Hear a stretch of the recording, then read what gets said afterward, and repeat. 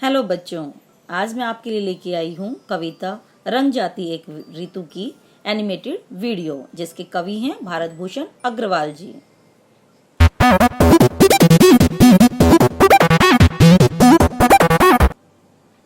कविता रंग जाती एक ऋतु, इसकी व्याख्या आपके सामने प्रस्तुत है। हंसते खिलखिलाते रंग बिरंगे फूल क्यारी में देखकर जी तृप्त हो गया। यानी यहाँ पर कवि कहना चाहता है कि उन्होंने अपने घर की क्यारी में जैसे ही रंग बिरंगे फूलों को देखा तो उनका दिल खुश हो गया और उस खुशबू का उन्होंने आस्वादन किया अपने नथुनों से लेकर अपने दिल तक। उनको उसकी खुशबू बहुत प्यारी लगी जो उनके नाक से होती हुई उनके दिल में प्रवेश कर गई। गंध की एक लकीर सी न जाने कैसे अनायास ही अपने आप उनके हृदय में प्रवेश कर गई।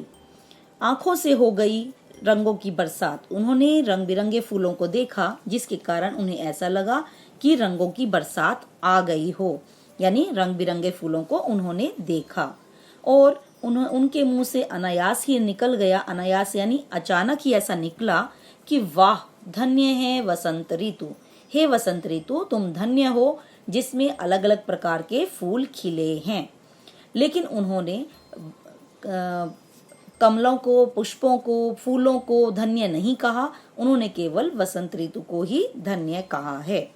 और जैसे ही वो वसंत ऋतु को धन्य कहते हुए वापस लौटने लगे तो क्यारी में दुबका एक नन्हा सा फूल अचानक बोलने लगा, हे कवि रुको, आपने केवल वसंत ऋतु को ही धन्य बताया है, लेकिन मैं आपको बताता हूँ एक छोटा सा सच कि केवल वसंत ऋतु स्वयं के कारण ही, स्वयं की सुंदरता के कारण ही धन्य नहीं है, वो तो हम जैसे असंख्य फूलों के कारण ही सुंदर लग रही है।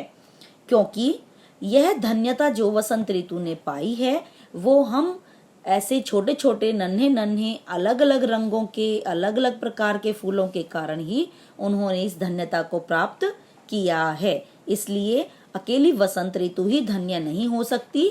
उनकी जो धन्यता है वो तो हम जैसे छोटे छोटे फूलों के कारण ही संभव हुई है। यानी मेरे और मुझ जैसे अनेक मेरे साथियों ने मिलकर इस धरती को जब हरा भरा बनाया तब ही हम वसंत ऋतु को धन्य कह पाने में समर्थ हुए हैं।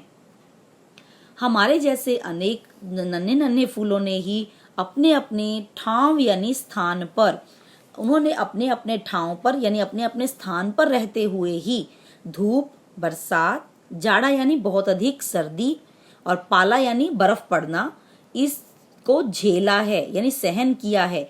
यानी मुझ जैसे अनेक मेरे साथियों ने, नन्हा फूल कह रहा है, मेरे जैसे अनेक साथियों ने मिलकर और धूप, बरसात और जाड़ा यानी बहुत अधिक सर्दी और बहुत अधिक बर्फ को सहन करके ही हमने इसको झेला है और तभी हमारी सुंदरता के कारण ही वसंत ऋतु सुंदर दिखाई दे रही है।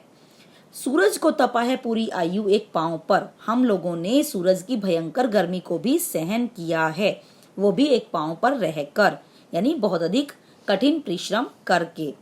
तुमने केवल ऋतु का ही बखान किया है हे कवि, तुम ये नहीं जानते हो कि वसंत ऋतु की धन्यता तो हमारे कारण ही संभव हो पाई है।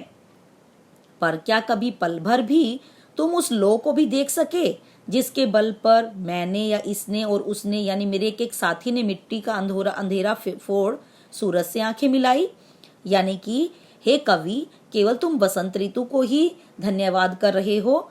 तुमने एक बार भी मेरी तरफ ये ध्यान नहीं दिया कि हम जैसे अनेक फूलों के कारण मेरे और मेरे साथियों ने मिलकर मिट्टी का अंधेरा फोड़कर और बहुत परिश्रम के साथ हम जब खिले हैं तो ही वसंत ऋतु धन्य हो पाई है।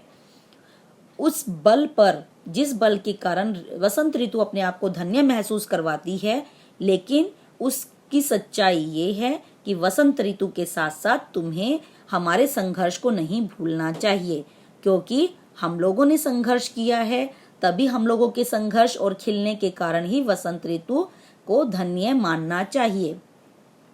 वसंत ऋतु के वर्णन के साथ साथ आपको भारत भूषण अग्रवाल जी को संबोधित करते हुए कह रहे हैं कि मिट्टी का अंधेरा फोड़कर और हम अंकुरित होकर जब बाहर आए थे नन्हे नन्हे पौधों के रूप में, तब हमने सूरज से आंखें मिलाई थी, यानी कि सूरज की भयंकर गर्मी को भी सहन किया था। उसे यदि जानते हो तुमसे भी रंग जाती एक ऋतु, तो आपको फिर वसंत ऋतु के साथ साथ हमें भी धन्यवाद करना चाहिए, क्योंकि हम भी धन्यवाद के पात्र हैं। और इसी के साथ मैं अपनी कविता की व्याख्या खत्म करती हूँ। और सब्सक्राइब कीजिए मेरे चैनल को, मेरी आगे आने वाली सभी वीडियोस प्राप्त होती रहें।